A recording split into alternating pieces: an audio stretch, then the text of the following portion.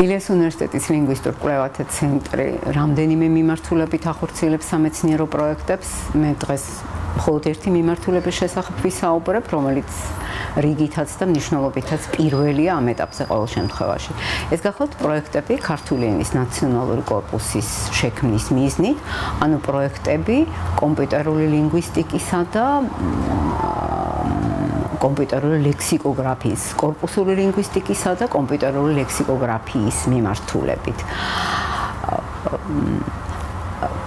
იქნება ქართული ენის ნაციონალური კორპუსისთვის ლინგვისტური და ტექნოლოგიური სტანდარტები და ეს ყველაფერი ნიშნავს, რომ ამ ენაზე დღემდე სხვადასხვა ფაქტორით იქნება ეს ზეპირი, წერილობითი, ხელნაწერი თუ ბეჭდური ფაქტორით დოკუმენტირებული უმდიდრესი ინფორმაცია უნდა გადავიტანოთ თანამედროვე ლინგვისტური და ტექნოლოგიური სტანდარტებით აღჭურვილ კორპუსულ ფაქტურაზე.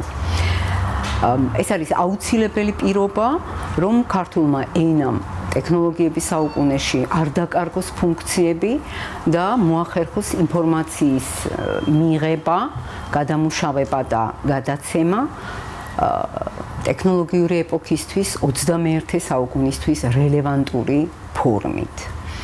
ილიას უნივერსიტეტში ეს არა მარტო ლინგვისტურ კვლევათა ცენტრის, არამედ ზოგადად საუნივერსიტეტო პრიორიტეტად ითვლება და ეს აისახება კიდევაც ამ პროექტების საუნივერსიტეტო მხარდაჭერაზე. ძირითადად ორი მიმართულებით მუშაობთ, ეს გახლავთ კონკრეტული ეპოქის ენის კორპუსების შექმნა და ცალკეული ძეგლების მულტილინგური კორპუსების შექმნა. სათითაოდ უნდა შეიქმნას ძველი ქართული ენის, საშუალო ქართულის, თანამედროვე ქართული ენის, მე-19 საუკუნის ახალი ქართული ენის, მე-20 საუკუნის ქართული ენის კორპუსები და პარალელურად ძირითადი ნაწარმოებების, ძირითადი თხზულებების სასურველია პარალელური კორპუსები. პირველი პროექტი, რომელიც 2011 წელს მიმდინარეობდა და 2012 წელს დასრულდება, გახლავთ ვეფხისტყაოსნის მულტილინგური, ამ ეტაპზე ქართული ინგლისური კორპუსი. ეს არის დიდი ინტერნეტ პორტალი, რომელზეც განთავსდება ყველა ძირითადი ხელნაწერი, ყველა ძირითადი გამოცემა ქართული, 4-ვე ინგლისური თარგმანი, შესაბამისი საანოტაციო და საძიებო პროგრამით. ამის პარალელურად თანამედროვე ქართული ენის კორპუსზე მუშაობთ 1991-2011 წლების ქართული ენის კორპუსი, იქმნება ქართული ენის მორფოლოგიური ანალიზატორი, უბრალოდ მზადდება ბაზები და საანალიზო ინსტრუმენტები. პირველად 2010-11 წლებში ვეფხისტყაოსნის კორპუსის მომზადების პროცესში საქართველოში შეიქმნა პარალელური ტექსტების დაბალანსების ნახევრად ავტომატური პროგრამა.